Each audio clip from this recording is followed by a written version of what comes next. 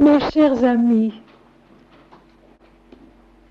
au commencement de cette année,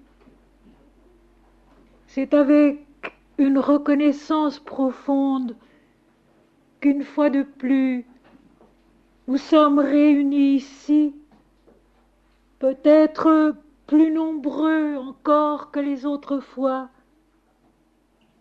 pour essayer de connaître Dieu, comme nous le faisons chaque fois, d'apprendre à le connaître, d'apprendre à le comprendre selon sa nature et non pas selon la nôtre. Ou pour employer les termes de Jésus, nous souvenir des commandements de l'Éternel et non pas des traditions d'hommes. Dans l'Évangile selon saint Marc au chapitre 7, versets 8 et suivants, Jésus reproche à ses compatriotes de respecter la tradition d'hommes et d'oublier les commandements de Dieu. Et il va plus loin. Vous anéantissez très bien la loi de l'Éternel, dit Jésus, pour garder vos traditions. Ce que nous essayons de faire à chaque rencontre ici et ailleurs, c'est de retrouver ce commencement qui est Dieu. La Bible commence par ces mots, au commencement. L'Évangile selon saint Jean commence par ces mots, au commencement. Et dans les deux cas, au commencement, il y a Dieu. C'est tout.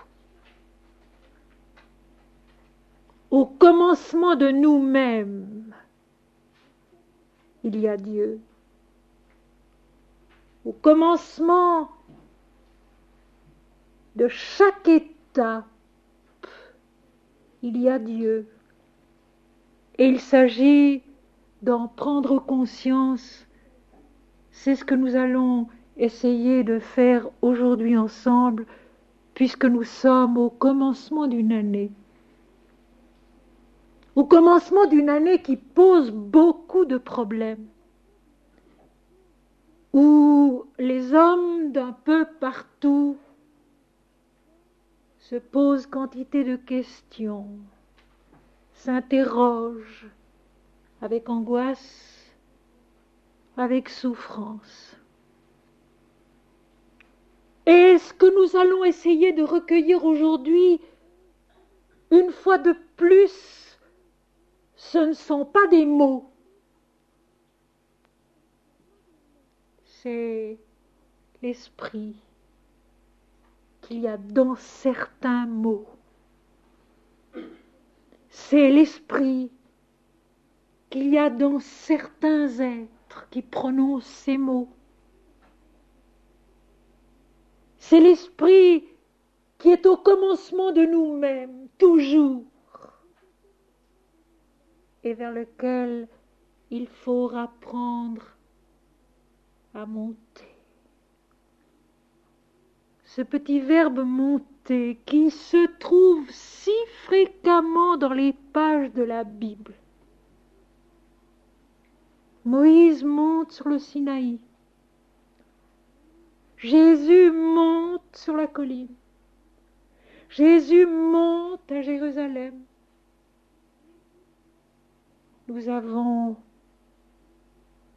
à monter à l'intérieur de nous-mêmes.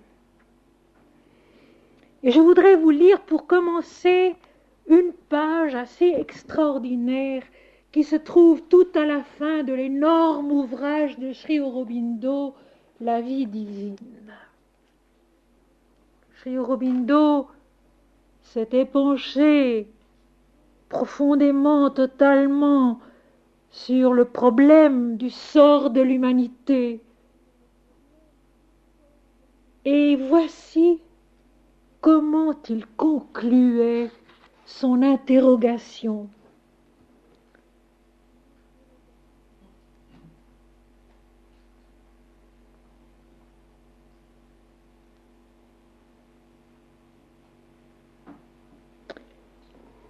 Le changement, je résume ce qui précède, le changement qu'attend l'humanité, le changement nécessaire que souhaite l'humanité, ne peut pas être ce qu'il a été déjà bien des fois et que Sri Aurobindo résume ainsi. Cela correspondrait à une surhumanité du type nietzschéen. Au pire, ce serait le règne de la brute blonde ou de la brute noire ou de n'importe quelle autre brute, un retour à la force, à la contrainte et à la cruauté barbare, mais ce ne serait pas une évolution. Ce serait un retour à un vieil état de barbarie acharnée. Ou encore, cela pourrait signifier l'apparition d'un démon, d'un asura, à la suite d'un effort intense de l'humanité pour se surpasser et se transcender, mais dans la mauvaise direction. Le type du surhomme démoniaque serait un ego vital exagéré, violent et turbulent, qui se contente d'une suprême puissance de réalisation tyrannique et anarchique. Ceci n'est pas ce que nous attendons. Et je dirais plus encore, ceci n'est pas ce qui nous attend. Ce qui doit émerger est quelque chose de beaucoup plus difficile et de beaucoup plus simple. Ce qui doit émerger est quelque chose de beaucoup plus difficile et de beaucoup plus simple. C'est un être qui a réalisé son moi avec M majuscule.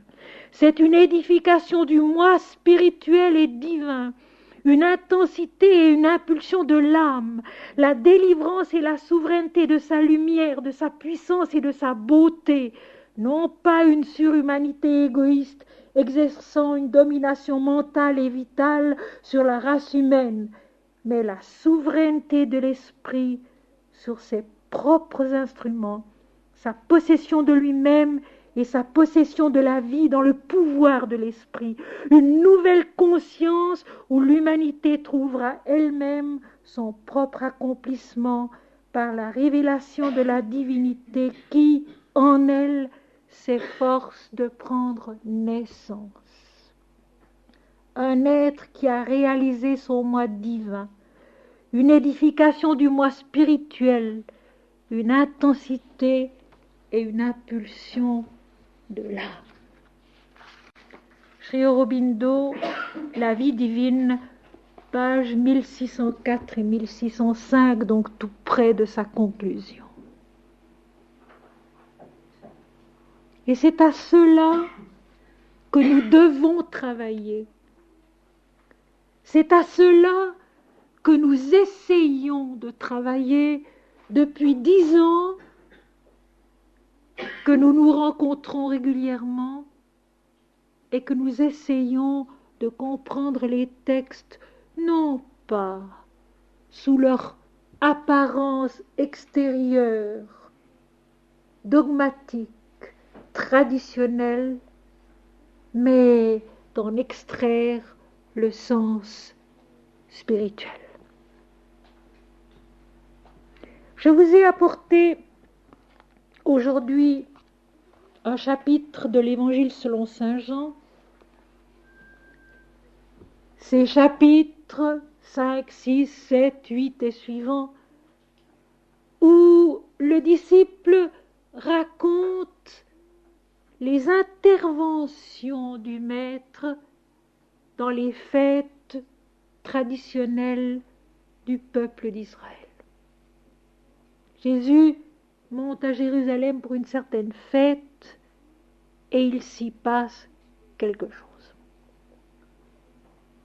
Et on peut bien sûr ne voir que les fêtes, ne lire que les mots et se dire, eh bien, ces contemporains de Jésus, ces juifs, ces pharisiens, ne l'ont pas compris. Mais on peut aussi et plus réellement se dire, nous non plus, nous ne l'avons peut-être pas encore compris. Et nous devons essayer de le comprendre dans un sens beaucoup plus intérieur, beaucoup plus élevé, beaucoup plus proche de l'esprit qui est Dieu que de notre vision humaine courante des choses. Il y a toujours un problème dans ces apparitions du Christ dans les fêtes qui ont lieu à Jérusalem. Il y a un problème, il y a un malaise. Jésus, de toute évidence, apporte autre chose, est autre chose. Et cette autre chose n'est pas admis, n'est pas accepté, n'est pas compris.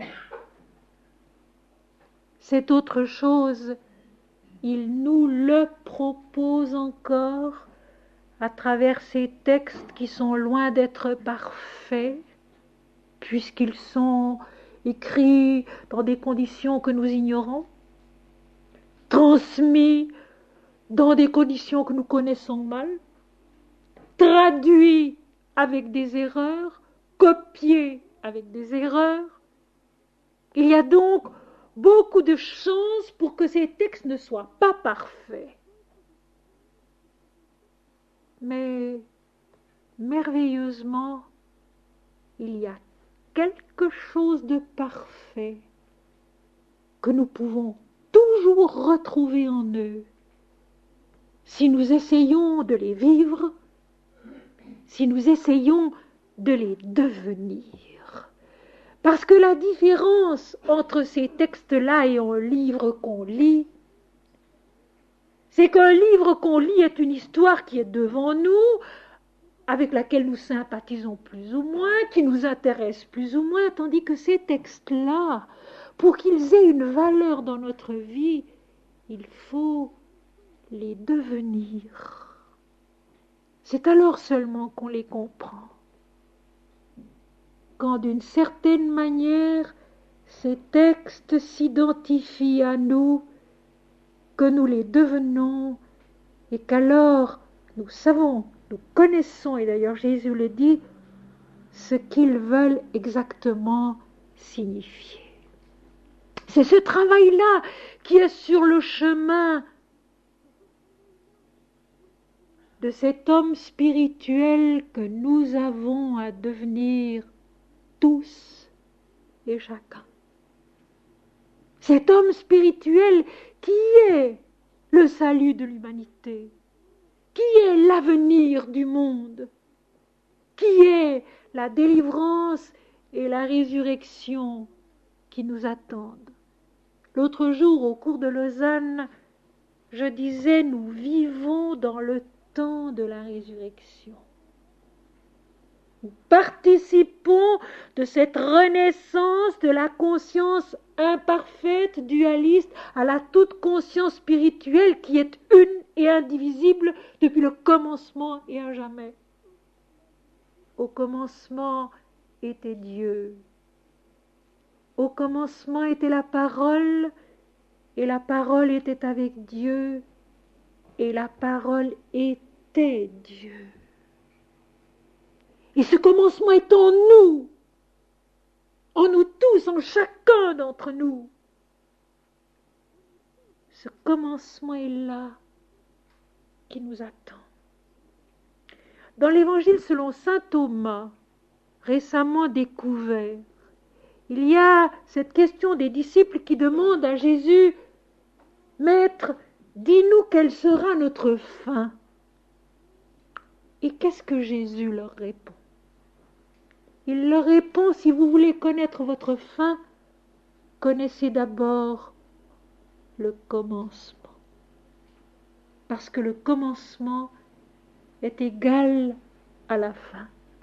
Au commencement, il y a Dieu, et en Dieu, il y a Christ, et en Christ naît le monde. Jésus le dit lui-même, Jean 10, verset 15, en vérité, je vous le dis, avant qu'Abraham fût né, je suis. Avant qu'Abraham fût né, je suis. Il est avant la création du monde. Au commencement, il y a Dieu. Et la parole qui est Christ, qui est avec Dieu, qui est Dieu, un avec lui. Et c'est en Christ que le monde est créé, que nous sommes créés à chaque instant de sa substance, de sa lumière, de sa perfection, de sa plénitude. C'est vers ce commencement qu'il faut essayer de remonter. Et c'est ce commencement qui est la délivrance et la véritable résurrection, la véritable évolution de l'humanité. Ce que Sri Aurobindo décrit en des termes un peu différents. Voici Jean chapitre 7, les premiers versets. Après cela, Jésus parcourait la Galilée, car il ne voulait pas séjourner en Judée, parce que les Juifs cherchaient à le faire mourir. Il y a dans les évangiles, jusqu'à la fin de l'évangile selon saint Matthieu, qui est le plus long, qui compte 28 chapitres, une opposition entre la Galilée et la Judée. Je vous rappelle que l'an dernier, en janvier, vous parlant de la résurrection, je vous avais lu ce texte dans Matthieu 28, verset 11. Les disciples doivent se rendre en Galilée, le tombeau de Pâques est vide, et l'ange leur dit « Rendez-vous en Galilée, car Jésus vous l'a dit, c'est là qu'ils me verront. En Galilée, ils me retrouveront, ils me verront. » Quelle est cette opposition qui se trouve déjà ici au chapitre 7 de l'Évangile selon saint Jean entre la Galilée et la Judée? La Judée, c'est Jérusalem. C'est l'homme ancien. C'est l'homme créé par l'Éternel, conçu selon l'harmonie de l'Éternel, mais qui vit dans l'ignorance, dans l'égoïsme et dans l'orgueil de sa dualité. Les Juifs, au sein de Jérusalem et de la Judée, sont ces gardiens de la loi qui, de toute bonne foi, croient garder la loi, croient respecter la loi. Mais Jésus le dira au chapitre 23 de Matthieu, ils sont assis dans la chair de Moïse, mais ils ne mettent pas la loi en pratique, ils ne font pas. Donc, ils ne comprennent pas. Et parce que généralement, il y a un ton méprisant ou réprobateur quand on parle de l'une ou l'autre chose, je voudrais que vous sachiez que quand je dis les Juifs, que quand je dis les pharisiens, que quand j'explique leur ignorance, leur incompréhension, il n'y a chez moi pas l'ombre d'un jugement ou d'un mépris, pour la simple raison que nous sommes ces personnages-là. Nous sommes cette ancienne Jérusalem qui garde une tradition, mais qui ne comprend plus les commandements de l'Éternel. Nous sommes ce mental, ces Juifs, qui respectent l'enseignement de l'Éternel selon la dualité, mais qui est incapable de renaître, de ressusciter à l'unité de l'esprit, qui est un dépassement de soi. Et c'est justement de ce dépassement qu'il est constamment question dans les textes. Et quand je vous dis cela, vous sentez bien que ce n'est pas la manière habituelle d'expliquer les textes. Ce Ce n'est pas ainsi que nous les avons appris. Ce n'est pas ainsi que nous avons longtemps cru qu'ils étaient justes et qu'ils étaient vrais. Il y a donc un travail à faire, une naissance intérieure progressive à vivre, une croissance spirituelle à réaliser, qui est ce dépassement du mental au travers de la vie de tous les jours, comme elle est. Rien d'exceptionnel, rien d'extraordinaire, sauf ceci, se souvenir pas à pas et toujours, dans toutes les circonstances, de Dieu et Dieu seul. Dieu et Dieu seul, qui est la dimension de l'esprit dans notre vie, quelle qu'elle soit. Il ne faut surtout pas croire qu'il faut se hâter de changer extérieurement quelque chose à soi-même. Non.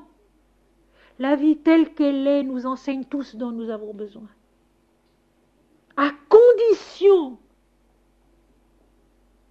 que nous y mettions ce souvenir de Dieu qui fait que tout est compris en Dieu, tout est accepté en Dieu, tout est vécu en Dieu, et qui fait aussi que les textes peu à peu ne révèlent plus que Dieu et Dieu seul.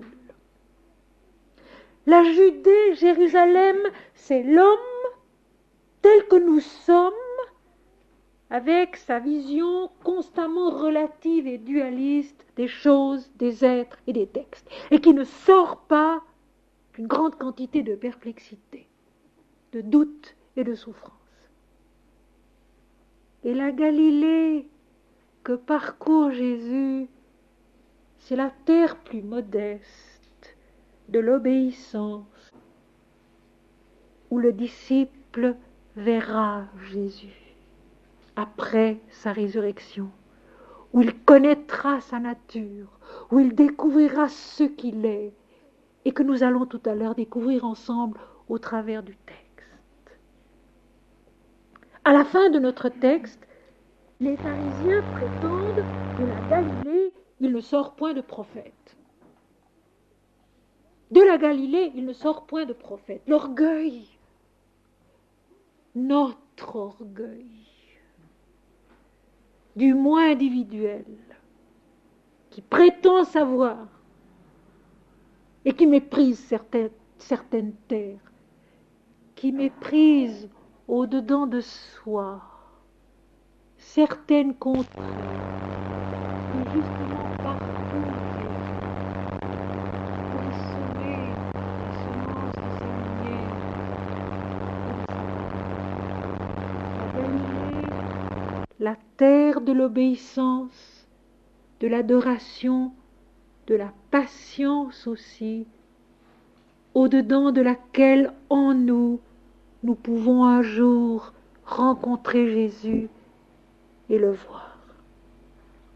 Jésus parcourt au-dedans de nous certaines régions, mais souvent nous n'en sommes pas conscients et c'est lui qui œuvre en nous à notre place et qui attend son heure. Il le dira tout à l'heure. Il attend son heure. Il ne voulait pas séjourner en Judée parce que les Juifs cherchaient à le faire mourir. Tout à l'heure, il dira il sait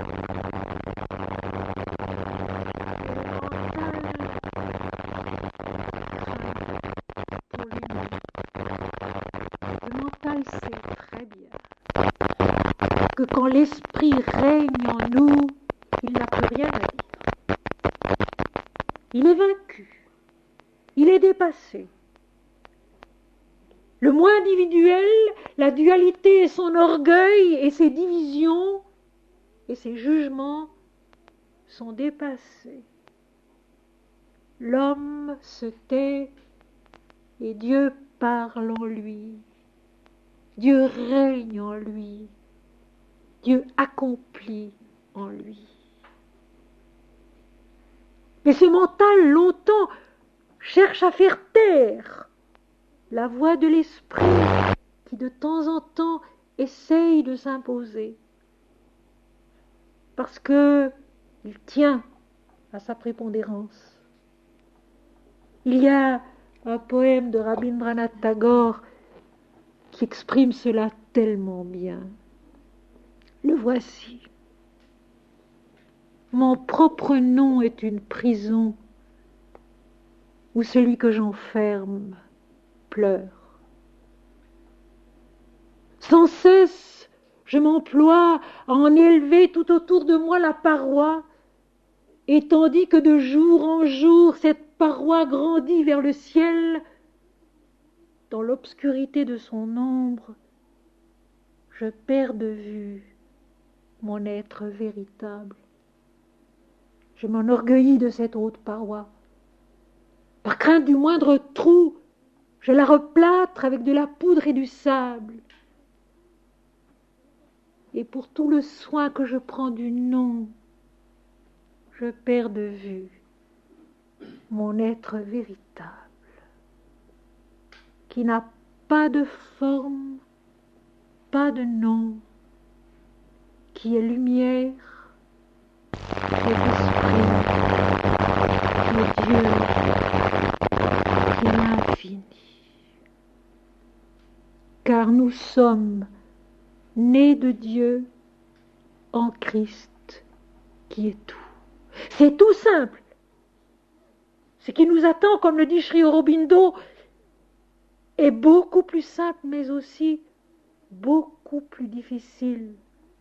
Parce que ce combat à mort entre les Juifs et Jésus, entre l'ancienne Jérusalem et Jésus, ce combat à mort, où Jérusalem veut mettre Jésus à mort, parce qu'elle le dérange, parce qu'il la dérange. Ce combat à mort, il va dans les deux sens.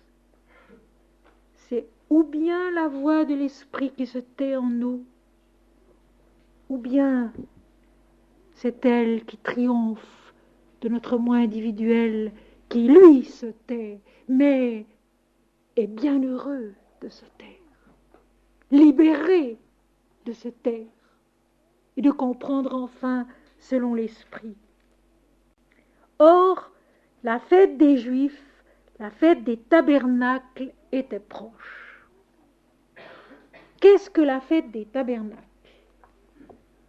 La fête des tabernacles, c'est la grande fête de l'année pour les Juifs, une sorte de fête de la récolte qui dure pendant 6 jours à Jérusalem et où le moment le plus important, c'est celui où on apporte une corbeille, des fruits récoltés, des olives ou du raisin, et qu'on offre devant le tabernacle au Seigneur.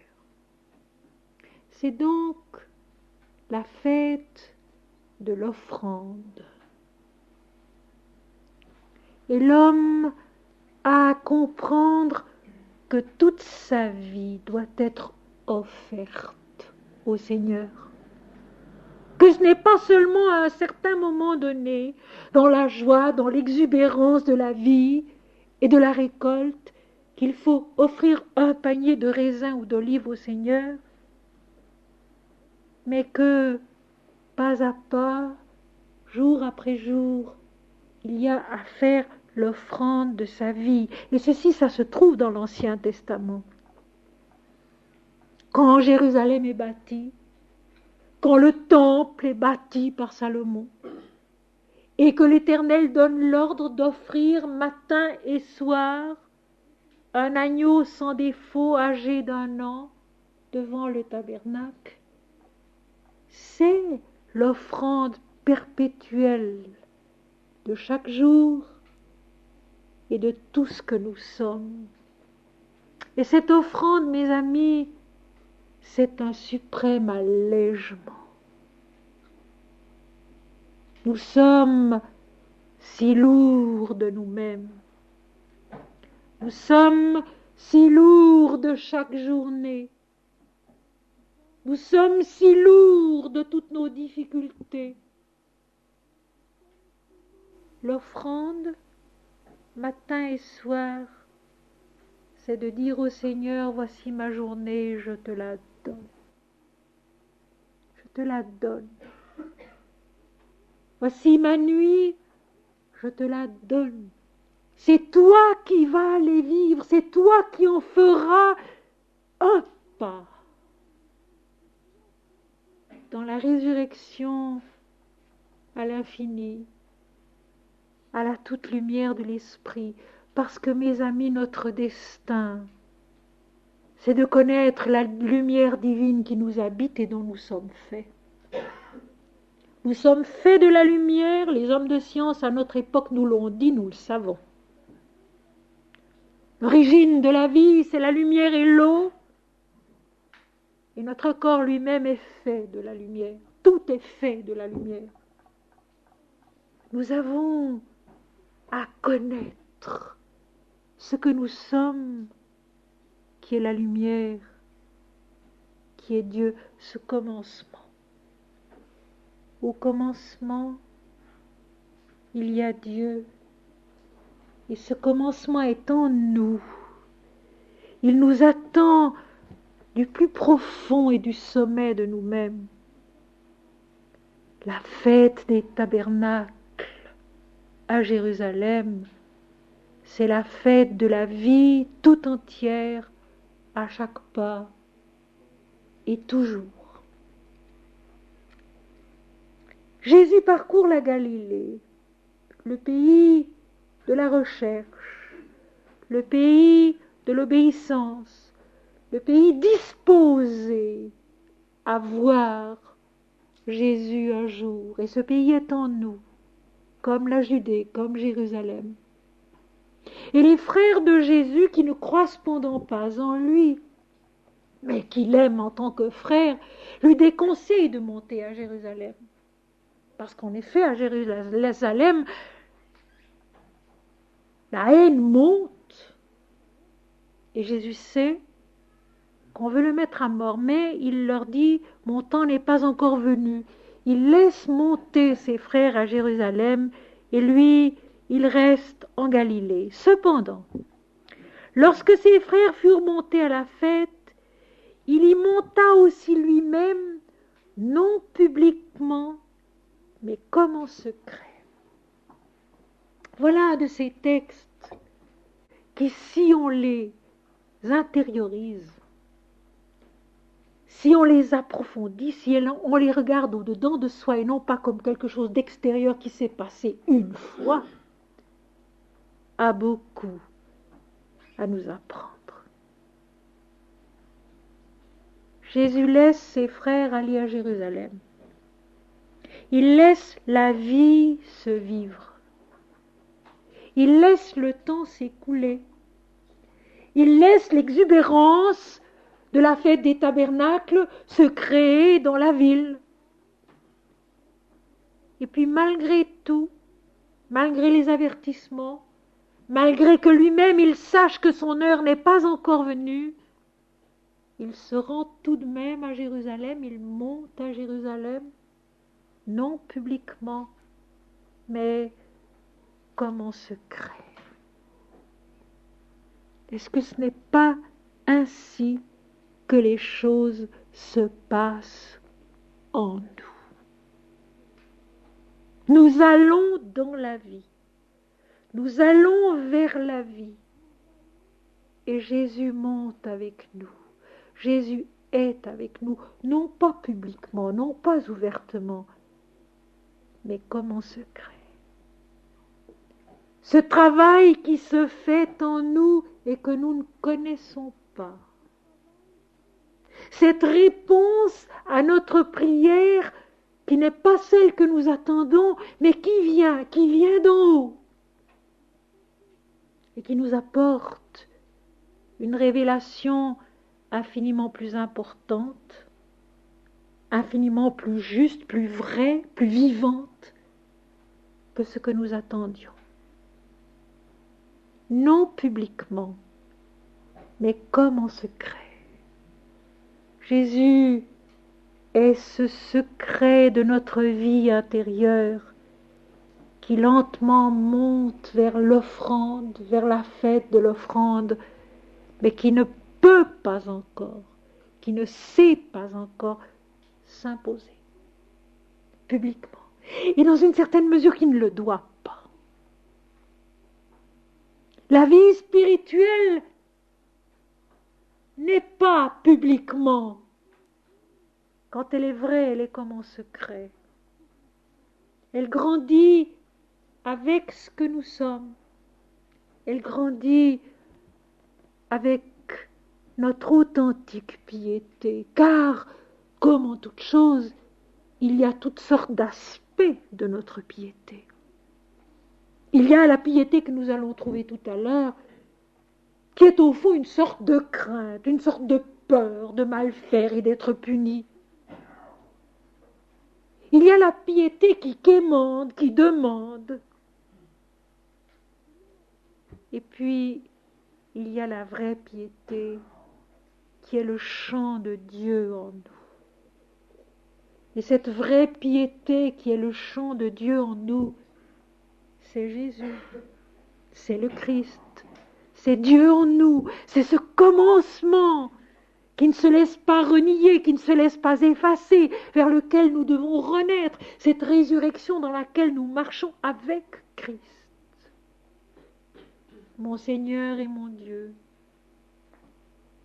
mon Seigneur et mon Dieu, notre Père qui es aux cieux, Om Shri Ram, Jai Ram, Jai Jai Ram, chantez le nom de Dieu. À notre époque, on a voulu le supprimer. On l'a remplacé par énergie primordiale, par être essentiel. Mais attention, dans l'Apocalypse et dans la Bible, il est souvent question de ce nom de Dieu, parce que tu n'as pas renié mon nom, parce que tu as gardé mon nom. Dieu et son nom sont le même. Et garder le nom de Dieu, c'est précisément en secret.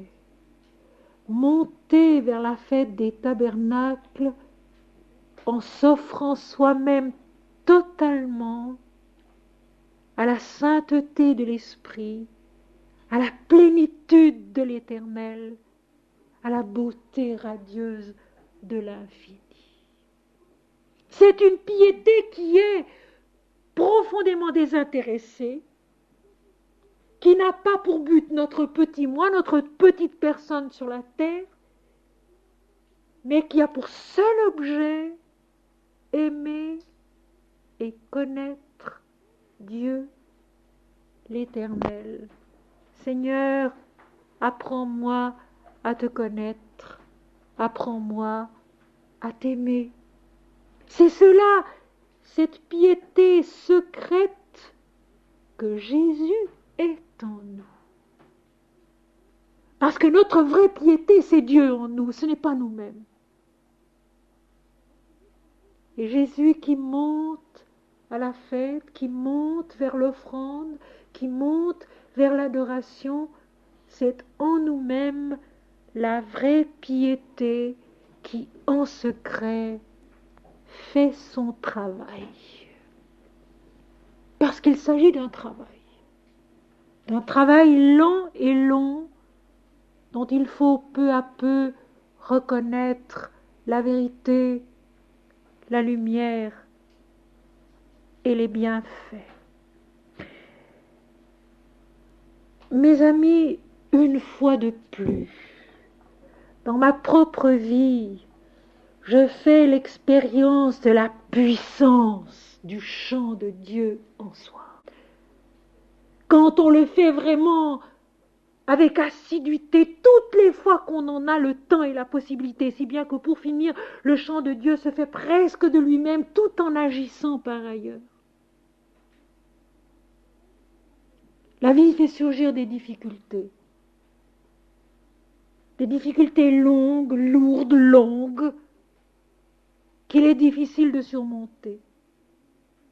Et si c'est notre intelligence mentale qui s'en empare et qui se pose 100 000 questions pour savoir comment les résoudre, on ne fait que s'enfoncer davantage dans l'angoisse, dans la peur, dans le doute, dans la souffrance. Mon Seigneur et mon Dieu, mon Seigneur et mon Dieu, notre Père qui es aux cieux, Om Shri Ram, Jai Ram, Jai Jai Ram, Om Shri Ram, Jai Ram, Jai Jai Ram, jour et nuit. Et la lumière se fait. Et l'obéissance nécessaire devient possible. Et l'acceptation indispensable s'accomplit simplement par le souvenir et le chant du nom de Dieu. Un sage, Chaitanya, l'a dit au XVe siècle dans l'Inde. Dans nos temps troublés, où la méditation et l'ascèse sont difficiles et pas toujours recommandables, il reste à l'homme une ressource, c'est de chanter le nom de Dieu. Et ce chant est la plus efficace des prières. Elle fait tomber les arguments de notre égoïsme. Elle fait disparaître la Judée et Jérusalem en nous avec ses traditions qui ont tant de peine à accepter ce que Christ vient apporter. Voici les versets suivants. Et bien sûr, on peut lire cela comme une simple histoire, mais si ça n'est qu'une simple histoire, ça ne nous aide pas.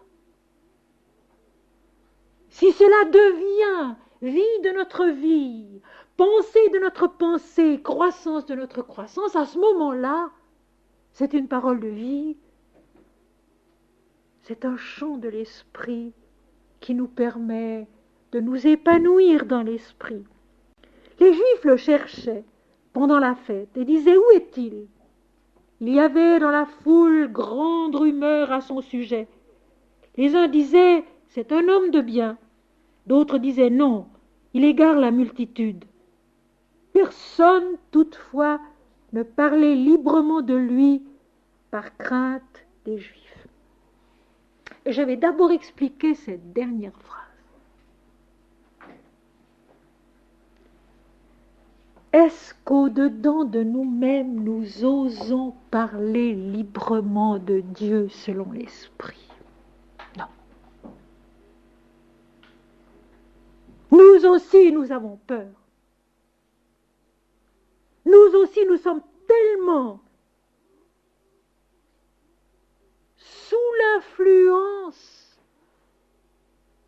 de la compréhension mentale du Christ, de l'enseignement mental qu'on en a fait, absolument soumis aux dualités. Dieu différent de nous, Christ différent de nous. Un seul exemple que vous connaissez parce que je vous l'ai déjà cité souvent, dans le Deutéronome, donc dans l'Ancien Testament, chapitre 6, verset 4, la traduction fausse du texte.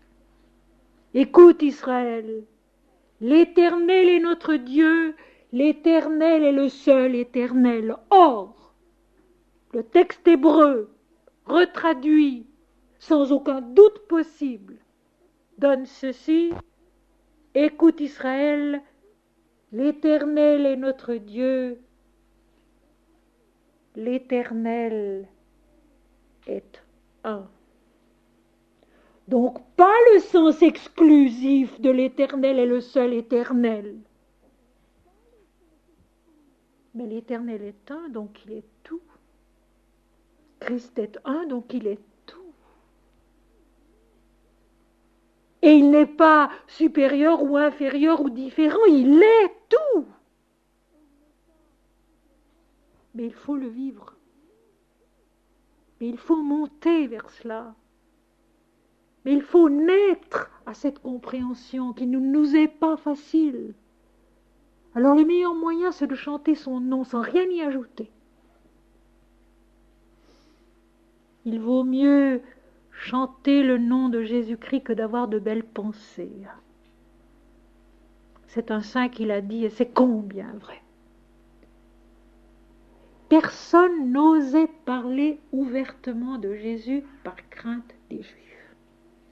Par crainte de notre mental dualiste, nous n'osons pas affirmer que Dieu est tout, que tout est Dieu et que tout est un, que l'humanité est une, que l'esprit est un, que le destin de la vie est un, que nous sommes plus que frères, nous sommes identiques, l'un étant l'autre. Et Jésus pourtant lui-même le dit. Tu aimeras le Seigneur ton Dieu de tout ton cœur, de toute ton âme et de toute ta pensée, et tu le serviras lui seul. Et tu aimeras ton prochain comme toi-même. Et il ajoute, de ces deux commandements dépendent toute la loi et les prophètes. C'est simple.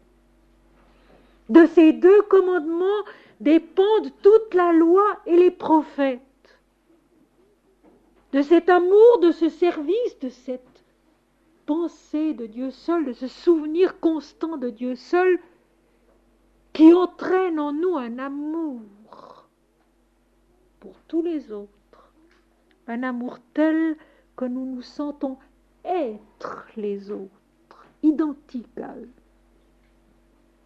Mais dans notre compréhension dualiste des choses, nous n'osons pas affirmer cela, par crainte du jugement de notre mental, qui lui ne peut pas discuter de ces choses, parce qu'il ne peut pas les comprendre. Le mental développé, le juif, donc celui qui a étudié tout à l'heure, nous l'aurons ça, est utile et précieux à condition que lui aussi se soumette à la lumière de l'esprit et ne s'enorgueillisse pas de son savoir comme étant la fin de toute chose. Jamais rien de ce qui est compris par l'intelligence mentale, par l'intellect, jamais rien de ce qui est énoncé par l'intellect n'est définitif et les savants le savent. Un Einstein l'a dit. Il faut toujours être prêt à remettre en question une vérité scientifique pourtant réputée comme définitive. Dans la vie de l'esprit, il en va de même. Il ne faut pas estimer définitif une compréhension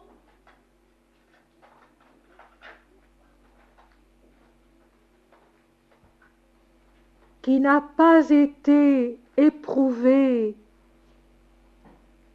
dans cet abandon de soi à l'esprit, dans cette mort de soi à l'esprit, qui est vraiment la délivrance suprême, où l'être humain n'est plus personne, mais seulement un canal par lequel passe le souffle de Dieu, une voie par laquelle passe le chant de Dieu. Et merveilleusement tout à l'heure, Jésus va l'expliquer lui-même cela. Jésus va le dire lui-même cela. Et je trouve que cela c'est merveilleux, parce que pour ceux qui connaissent un peu l'Inde, vous sentez bien que mes explications découlent presque toutes d'un arrière-fond qui est la sagesse hindoue, sa compréhension de la dualité et de l'unité, la conscience relative qui doit naître à la conscience lumineuse de l'absolu. Derrière mes explications, il y a ça. Mais ce qui est merveilleux, c'est que Jésus lui-même tout à l'heure va le dire, et combien puissamment. Au-dedans de nous-mêmes, il y a une grande rumeur comme dans la foule. La foule qui s'agite, qui s'exalte, qui se réjouit dans la fête des tabernacles. Il y a une grande rumeur entre notre intelligence mentale instruite de la loi et qui comprend la loi d'une façon dualiste et cette présence secrète de Jésus en nous que nous n'osons pas reconnaître, que nous n'osons pas affirmer. C'est exactement cela.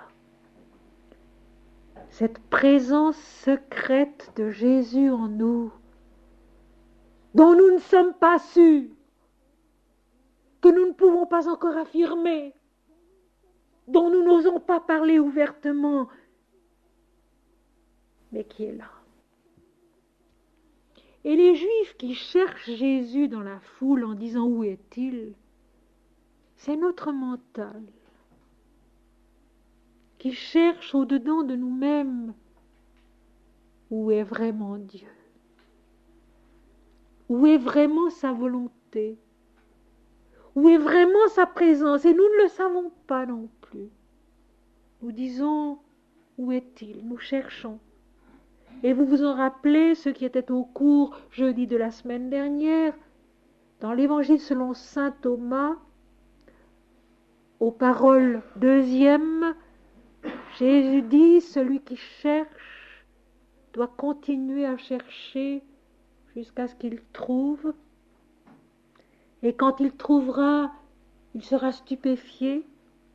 Et étant stupéfié, il sera émerveillé. Et étant émerveillé, il régnera sur le tout. Cherchez jusqu'à ce qu'on trouve, jusqu'à ce qu'on soit comme foudroyé par la lumière spirituelle au-dedans de nous, jusqu'à ce que nous soyons émerveillés de découvrir l'unité de toutes choses et la présence une de Dieu en nous. Et alors effectivement nous régnons sur le tout, non pas en despote, mais comme Dieu règne, c'est-à-dire par l'amour de toutes choses qui permet de voir l'unité en nous-mêmes et en toutes choses et partout. Notre conscience mentale, qui sont les Juifs de notre récit, instruits de la loi, mais ne la connaissant pas vraiment, ne la comprenant plus dans son commencement, qui était l'extase de Moïse au sommet du mont du Sinaï, rappelons-nous, ne trouve pas Jésus et demande où est-il. Et dans la foule qui est nous-mêmes, il y a une grande rumeur à ce sujet. Nous ne savons pas où est la vérité.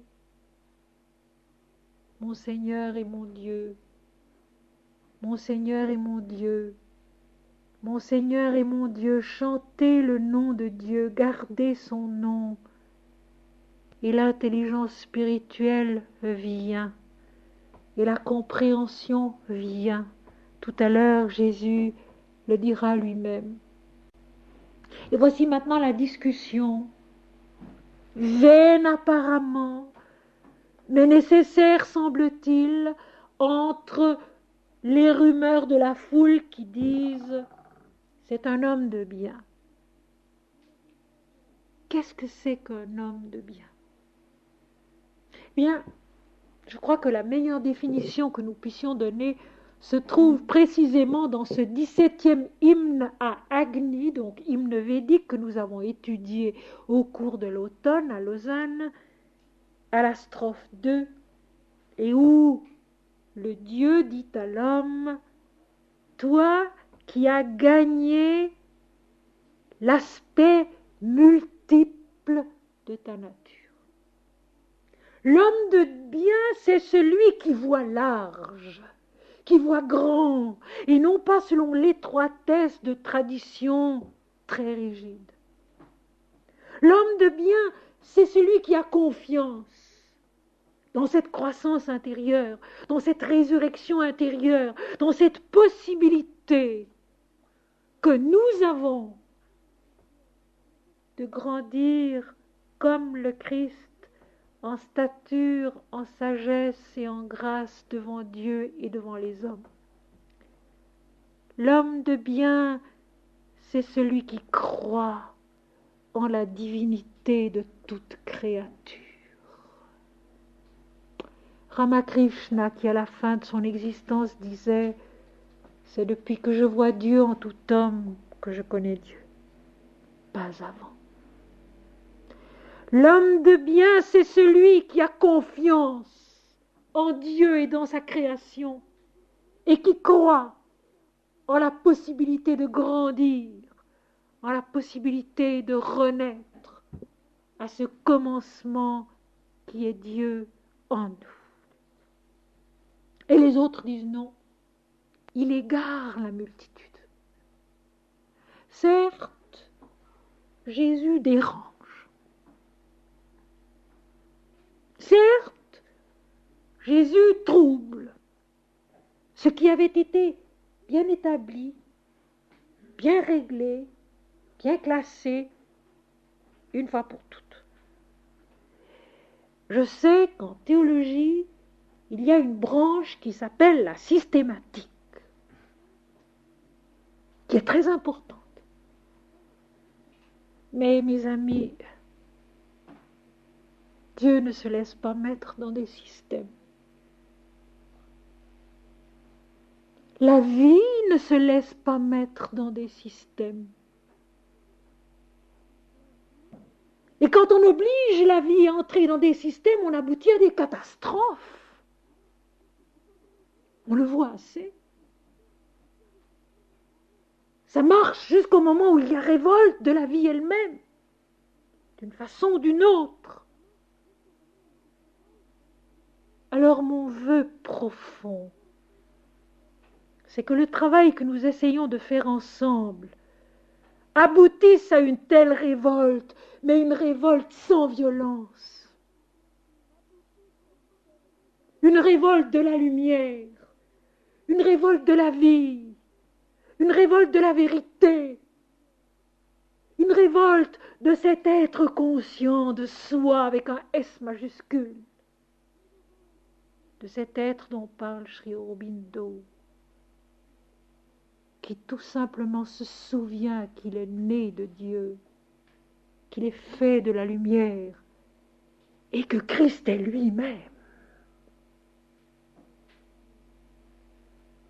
C'est de cette révolte-là que l'humanité a soif et a besoin. Mais pour le moment, les différents plans du mental ne comprennent pas. Il y a le mental instruit qui cherche et qui ne trouve pas.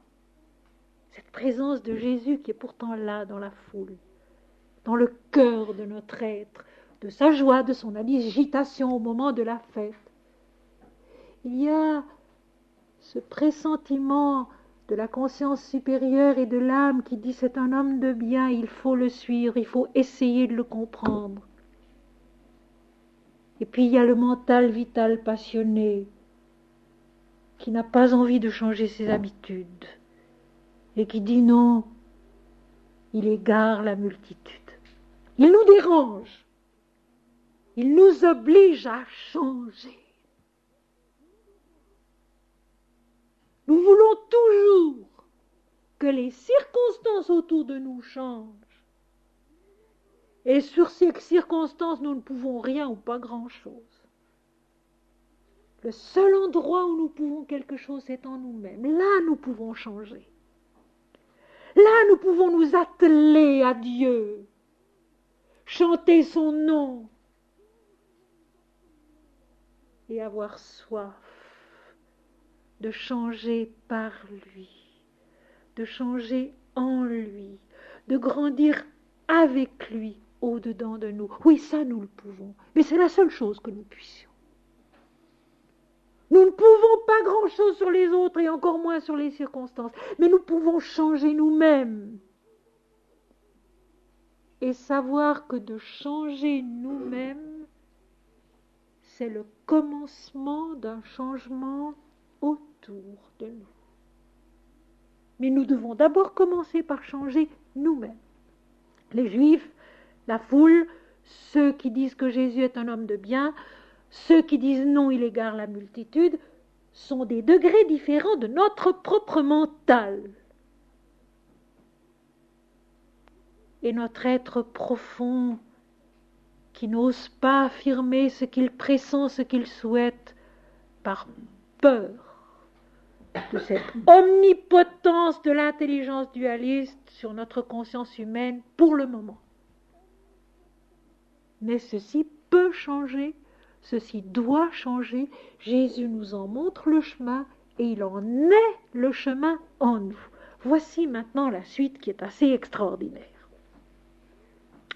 Vers le milieu de la fête, Jésus monta au temple et il enseignait. Les Juifs s'étonnaient, disant: comment connaît-il les Écritures, lui qui n'a pas étudié? Je trouve ça merveilleux. C'est dans le texte. Et c'est tellement évident et c'est tellement logique. Vers le milieu de la fête, Jésus a attendu que la fête de l'offrande arrive à un certain niveau d'intensité, à un certain niveau de joie, à un certain niveau d'abandon de soi, à la joie de l'offrande. Offrande toute matérielle, d'un panier de raisins, d'un panier d'olives, à l'Éternel pour le remercier, et surtout en espérant que la récolte prochaine sera bonne aussi. Donc, à un niveau très égoïste, très humain, mais une offrande tout de même, mais une célébration tout de même. Jésus monte au temple.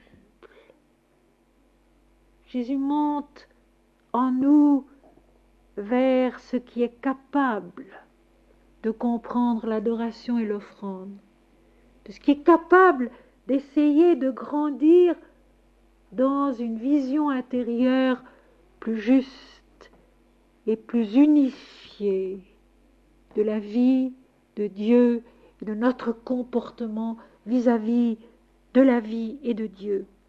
Il monte dans l'adoration, le Christ, et il enseigne. Et ceci, mes amis, c'est tellement vrai. Si nous nous laissons monter avec lui à un niveau de conscience, d'amour, de réflexion supérieure, nous recevons des réponses à nos questions. Nous recevons un enseignement. Nous recevons la parole de Dieu en nous et nous comprenons quelque chose de plus. Et nous le savons bien parce que nous en avons tous fait l'expérience à l'occasion. Si Jésus monte en nous, si ce n'est pas notre égoïsme, si c'est une adoration désintéressée, vraiment désireuse de connaître un peu ce que c'est que Dieu, ce que c'est que l'infini, ce que c'est que l'éternel, l'absolu, la toute lumière, la vérité, nous nous oublions un peu nous-mêmes. Nous nous élevons un peu dans notre conscience qui s'éclaire et qui en effet reçoit un enseignement qui cette fois-ci ne vient pas du mental, mais de Dieu. Et cet enseignement, il est toujours en nous. Il est toujours avec nous. Nous n'avons pas besoin d'aller le chercher très loin. Il suffit justement parfois d'un texte lu. Il suffit d'un événement compris. Il suffit d'une acceptation, d'une obéissance qui fait que nous disons vraiment du fond de nous-mêmes: Seigneur, non pas ma volonté mais la tienne. Et Jésus parle en nous. Et Jésus enseigne et nous instruit. Mais voilà qu'intervient le mental, les Juifs, qui s'étonnent, demandant: comment peut-il expliquer les Écritures, lui qui n'a pas étudié? Parce qu'en effet, comme le dira beaucoup plus tard sainte Thérèse d'Avila, les Écritures sacrées sont difficiles à comprendre, il y faut beaucoup d'oraison. Certes, toute notre intelligence est utile et nécessaire. Certes, tous les éléments de ce que Sri Aurobindo appelle la conscience physique, la conscience vitale, la conscience mentale vitale, la conscience mentale, la conscience affective, la conscience psychique, la conscience spirituelle, tous ces éléments qui nous constituent sont nécessaires pour grandir en Dieu. Ce n'est pas seulement l'esprit ou l'âme qui grandissent en Dieu, c'est tout notre être. Mais attention, l'étude qui est celle du Christ est une étude à l'école de la vie, à l'école de Dieu.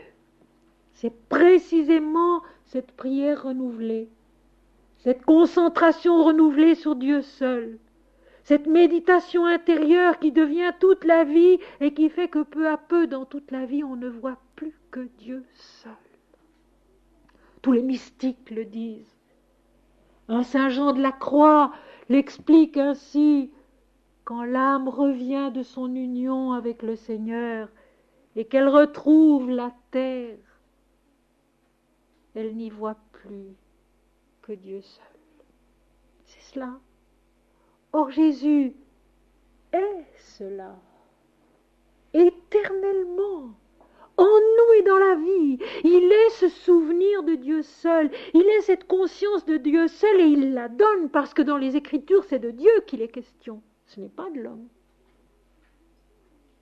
Il est question de la révélation de Dieu en l'homme et non pas de l'homme. Et nous ramenons toujours tout à l'homme, à cet homme si encombrant finalement, qui prend toujours toute la place. Jésus comprend les Écritures du haut de son union avec Dieu. Toute la différence est là. Jésus comprend les Écritures du haut de son union avec Dieu, et c'est de là-haut qu'il explique, et c'est de là-haut qu'il éclaire, et c'est de là-haut qu'il dérange, parce qu'il apporte la vision de l'unité dans ce qui pour nous est divisé. Et voici ce que Jésus leur répond: ma doctrine n'est pas de moi, mais de celui qui m'a envoyé. Exactement ce que je viens de dire en d'autres termes. Jésus parle du haut de son union avec l'Éternel, avec l'infini, avec la toute lumière de l'absolu. Ma doctrine n'est pas de moi, mais de celui qui m'a envoyé. Je parle du haut de la transcendance et de la vérité elle-même. Et je n'ai pas besoin de l'intermédiaire mental pour comprendre les Écritures, car je les comprends à leur origine, dans leur vérité, qui est Dieu. Et il explique: si quelqu'un veut faire sa volonté, il connaîtra si ma doctrine est de Dieu ou si je parle de mon chef. Donc, dans l'expérience, dans la vie. Ma doctrine n'est pas de moi, mais de celui qui m'a envoyé. Je parle au nom de l'union de ma conscience avec l'Éternel, de l'union de ma conscience dans la toute lumière de l'Esprit. Si quelqu'un veut faire sa volonté, la volonté de celui qui m'a envoyé, la volonté de celui qui est tout en haut, de la transcendance, si vous voulez, il connaîtra si ma doctrine est de Dieu ou si je parle de mon chef. En d'autres termes, mes amis, personne ne peut comprendre, connaître et expliquer vraiment les Écritures autrement qu'en les vivant. Faire la volonté du Père. Toute autre discussion est vaine. Les Juifs cherchent et ne trouvent pas. Notre mental cherche et ne trouve pas. Mais grandir, mais devenir, mais être, en chantant le nom de Dieu, en admettant l'unité de l'Esprit qui est tout, en écoutant les paroles de Jésus, non pas comme des paroles humaines, dualistes, mais comme le chant de l'unité. Il le répète et il le répète partout. Et on ne l'a pas entendu. Moi et le Père, nous sommes un. En vérité, je vous le dis, avant que Abraham soit né, je suis. Père, tu m'as aimé avant la fondation du monde. Moi et le Père, nous sommes un. Jésus le dit et le répète sur tous les tons. Le mental cherche et ne comprend pas, ne trouve pas. Alors il a un moyen et Jésus le lui donne, avec une grande générosité, avec un grand amour, si quelqu'un veut faire sa volonté. La volonté de celui qui m'a envoyé, la volonté de mon Père, la volonté de ce qui est plus haut que moi-même. Jésus dira avant sa mort, si vous m'aimiez, vous vous réjouiriez de ce que je vais au Père, car le Père est plus grand que moi. Cette immensité infinie et éternelle de l'Esprit lumineux, c'est cela qui envoie Jésus en nous et dans le monde. C'est à lui qu'il faut obéir, en chantant son nom qui nous permet de connaître sa volonté, son être, sa vérité. Il connaîtra si je parle au nom de Dieu ou si je parle de mon chef. Celui qui parle de son chef cherche sa propre gloire. Et ça, nous le savons bien. Avec quelle âpreté, avec quelle violence, avec quels arguments, avec quelle tyrannie, l'homme, quand il parle en son propre chef, veut absolument que les autres soient d'accord avec lui, le suivent, l'adorent, le respectent. Jésus, quand il parle, sait très bien qu'en tant que présence sur la terre, il n'est personne. Ça, Jésus le sait très bien. Il l'a dit d'ailleurs, et ceci est rapporté dans l'Évangile selon saint Matthieu, chapitre 12, versets 31 et suivants. Tout péché sera pardonné à l'homme. Tout blasphème contre le Fils de l'homme sera pardonné. Mais le blasphème contre le Saint-Esprit ne sera pardonné ni en ce siècle, ni dans le siècle à venir. C'est-à-dire que lorsque nous nions l'Esprit qui est notre substance et notre vie, nous renions tout à la fois. Nous renions la vie, nous renions la parole de vie qui est Christ ici, et nous renions l'Éternel en nous. Car l'Esprit est tout, et l'Esprit est cela au nom de quoi Jésus parle. Celui qui parle en son propre nom travaille pour sa propre gloire. Et nous savons très bien que les gloires d'ici-bas passent, qu'elles sont relatives et qu'elles sont souvent meurtrières. Et Jésus ajoute, mais celui qui cherche la gloire de celui qui l'a envoyé, celui-là est vrai et il n'y a point d'injustice en lui. Cette parole est vraie à tous les niveaux. Un disciple qui a été instruit par un maître parle au nom de ce maître. Mais ce n'est pas la personne du maître qu'il glorifie, c'est la connaissance qu'il a reçue de ce maître.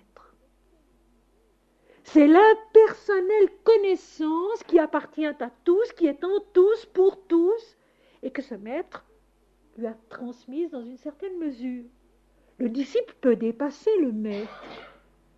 Il ne travaille pas pour sa propre gloire, mais il travaille pour la connaissance qu'il a reçue. Quand Jésus parle de celui qu'il a envoyé, bien sûr, c'est de tout en haut qu'il a été envoyé. Et c'est par conséquent pour la gloire du Très-Haut qu'il parle, qu'il travaille, plus exactement qu'il sème en l'homme, en nous, dans le monde, la parole de vérité qui est une semence permettant une croissance, une résurrection, un devenir dans la vérité lumineuse de l'esprit. Et Jésus explique ici très bien cette impersonnalité de la parole. Non pas pour la gloire de quelqu'un, non pas pour la gloire de soi-même, mais pour la gloire de celui qui de tout en haut envoie, possède la connaissance et donne la connaissance. La connaissance de l'esprit qui est tout amour, qui est toute miséricorde, qui est toute lumière et qui est plénitude. Je saute un certain nombre de versets et j'arrive vers la fin de la fête, qui est extraordinaire, vous allez voir.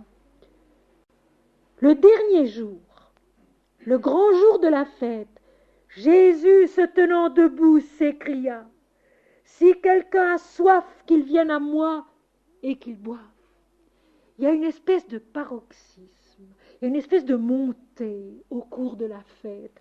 Une montée, non pas de la fête sur le plan humain, et c'est ça qui est merveilleux, mais une montée en Christ, une montée dans la conscience divine qui nous habite. L'offrande rituelle devient vraiment un appel à la connaissance de Dieu, un appel à une fécondité et à une bénédiction qui dépasse largement la fête des tabernacles. À la fin de la fête, au grand jour de la fête, Jésus, se tenant debout, s'écrie. Une puissance émane de lui. Il est animé par l'Esprit. Il sait, lui, quelle est la vraie récolte. Il sait, lui, quelle est la véritable offrande. Il sait, lui, quelle est la véritable connaissance. Il sait, lui, quel est le véritable rite, quel est le véritable culte. Il est debout, face à ce mental, face à ce vital, face à ce physique en nous qui ne comprennent pas, qui cherchent et qui ne trouvent pas. Et il s'écrie, « Si quelqu'un a soif, qu'il vienne à moi et qu'il boive. » La condition première, c'est donc d'avoir soif. Et Jésus dira plus tard, tout à l'heure, celui qui croit en moi. Croire en Christ, c'est voir Dieu en lui, et pas moi. Croire en Christ, c'est voir Dieu en lui. Dieu en lui, et par conséquence logique, Dieu en nous-mêmes. La parole de saint Augustin dans les Confessions, « J'ai cherché Dieu partout et je ne l'ai pas trouvé, car voici, il était en moi. » Croire en Christ, c'est voir Dieu en lui et pas moins. La parole de la nuit de Noël, la parole des anges. Car aujourd'hui, dans la ville de David, il vous est né un sauveur qui est le Christ, le Seigneur. Progression. Christ qui est Dieu, pas moi. Et qui est Dieu en lui-même, mais qui est Dieu en nous. Si quelqu'un a soif, si quelqu'un a soif de cela, mon Seigneur et mon Dieu te connaître et t'aimer comme tu veux, et non pas comme je veux. Te connaître et t'aimer comme tu veux, et non pas comme je veux. Si quelqu'un a soif, qu'il vienne à moi. Venir à Jésus, c'est reconnaître Dieu en lui, c'est l'accepter comme Dieu en nous. Le maître de toutes nos actions, le maître de tout notre devenir, le Seigneur de notre résurrection, mais aussi, et il en sera question tout de suite après, comme toujours, le maître de Golgotha, c'est-à-dire la fin du règne de l'ego, la fin du règne du moi individuel, le triomphe de l'esprit dans l'incarnation et dans la conscience mentale dualiste centrée sur un moi individuel. Cela passe par là, et il en sera question à la fin de mon petit paragraphe là. C'est tellement merveilleux parce que c'est tellement logique aussi. Le mental, intellectuel, les juifs en nous sont satisfaits aussi. Le déroulement de la révélation est logique sur ce plan-là aussi. Toujours le passage par l'abandon de soi à Dieu, le sacrifice de soi en Dieu sur l'autel de notre vérité. Et alors, aller à Jésus comme à Dieu en nous et boire. C'est-à-dire se désaltérer. C'est-à-dire être désaltéré. De cette soif dévorante qui nous habite et nous anime et qui est celle de l'esprit qui veut connaître Dieu, voir Dieu. La parole de Jésus après sa résurrection, que mes disciples aillent en Galilée, c'est là qu'ils me verront. Pour voir Jésus, il faut aller en Galilée, dans ce pays intérieur de l'obéissance, où sans discuter nous chantons le nom de Dieu, nous allons avec notre soif à lui et nous buvons. Et Jésus ajoute, celui qui croit en moi. Donc comme je viens de l'expliquer, croire en Jésus, c'est voir Dieu en lui et non pas une personne. Parce que voir Dieu en lui, c'est immense. C'est sans limite, c'est tout puissant. Sans condition, absolue. Celui qui croit en moi, les fleuves d'eau vive couleront de son sein, comme dit l'Écriture. Encore des choses à expliquer. Ces fleuves d'eau vive, c'est la fécondité inépuisable de l'esprit. Et ceci est absolument vrai. Lorsque la conscience humaine arrive à n'être plus encombrée par le moi individuel, quand elle n'est réellement plus personne et qu'elle laisse agir Dieu, l'esprit en elle, plus aucun problème ne reste sans réponse. Plus aucune souffrance ne reste sans secours. Plus aucun appel ne reste sans réponse. Des flots d'eau vive couleront de son sein. C'est de lui-même que viendra la fécondité de l'esprit. Faisons bien attention au texte. Celui qui croit en moi, des fleuves d'eau vive couleront de son sein. Donc, croire en Jésus, qui est Dieu en nous, c'est ouvrir en nous les écluses des sources de la vie spirituelle qui sont en nous. Des fleuves d'eau vive couleront de son sein. Et Jésus ajoute, comme dit l'Écriture. Alors, qu'est-ce que c'est que l'Écriture? L'Écriture, c'est l'énoncé de ce qui est.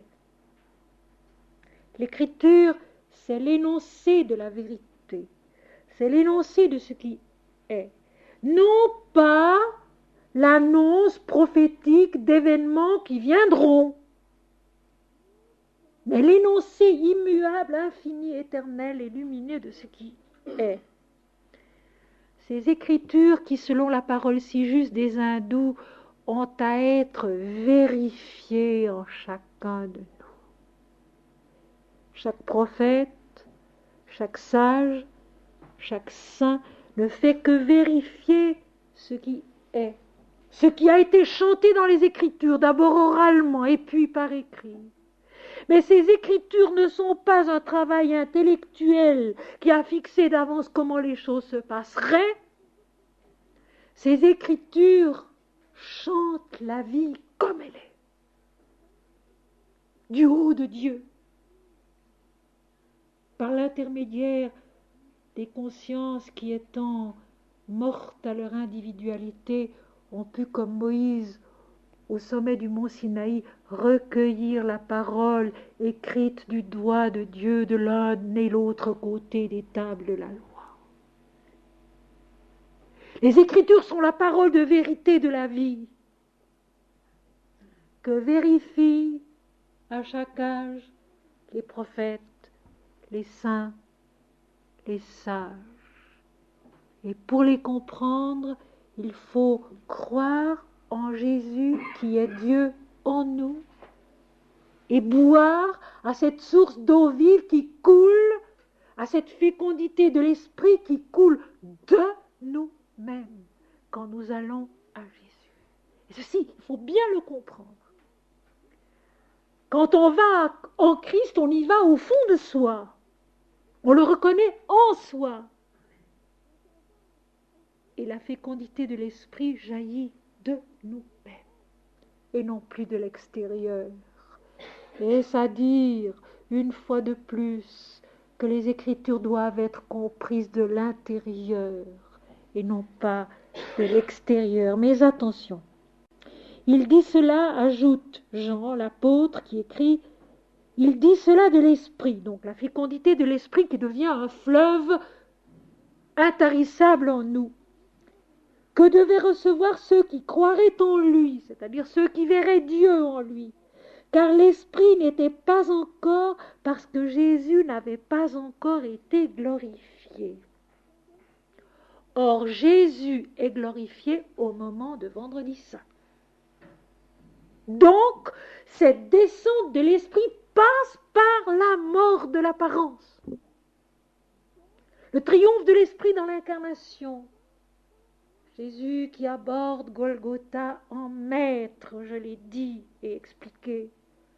Jésus qui est le maître de sa passion, qui la veut et l'accomplit lui-même, et qui commence par dire ceci à ses disciples au soir du dernier repas de la Pâque.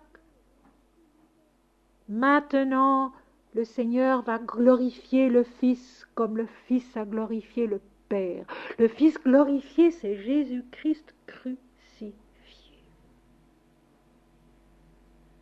Alors l'Esprit peut descendre quand nous mourrons avec lui à l'apparence du nom et de la forme.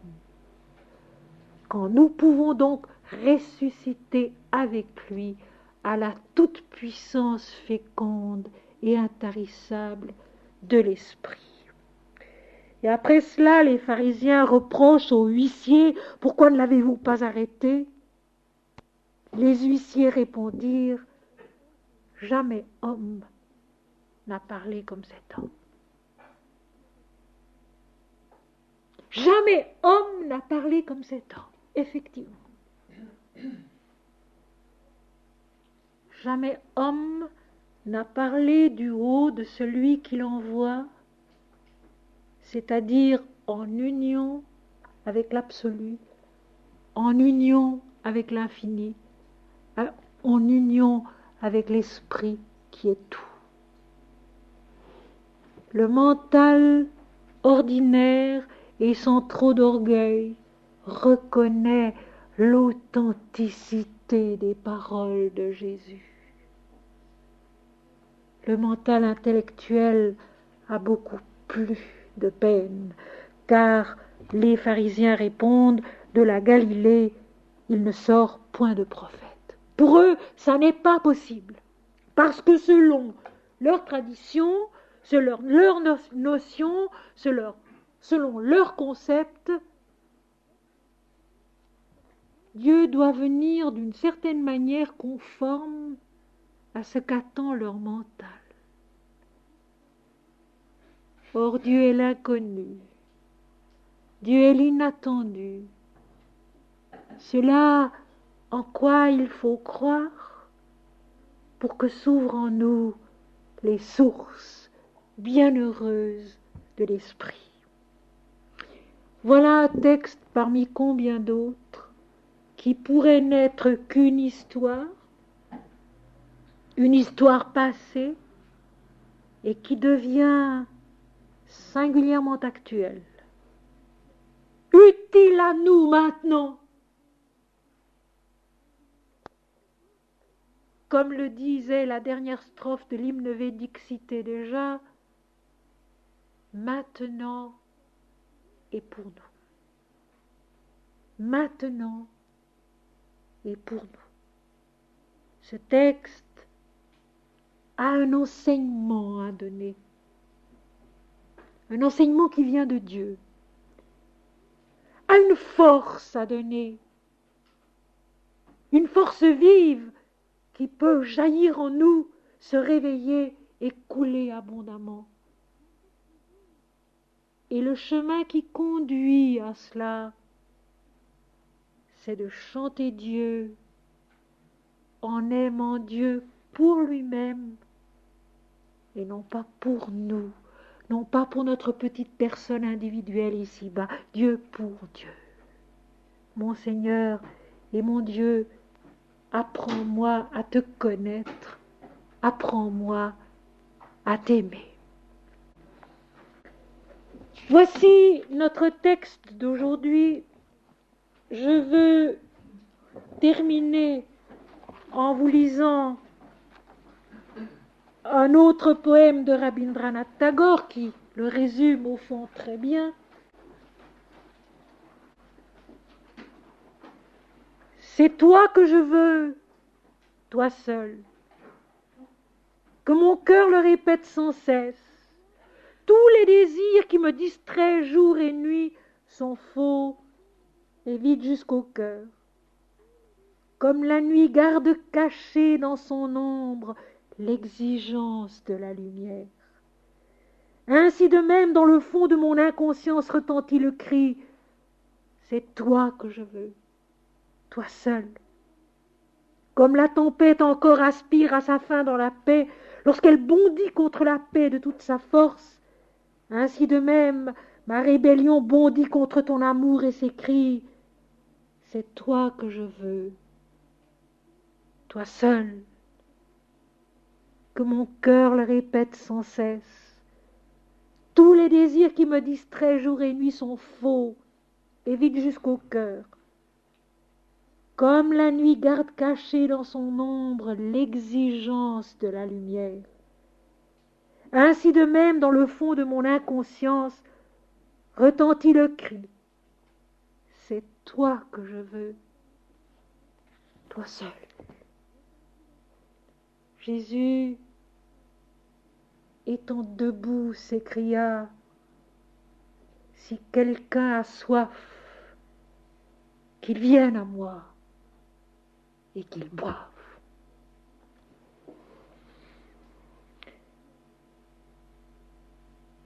Mes amis, nous allons maintenant méditer quelques instants ensemble en silence.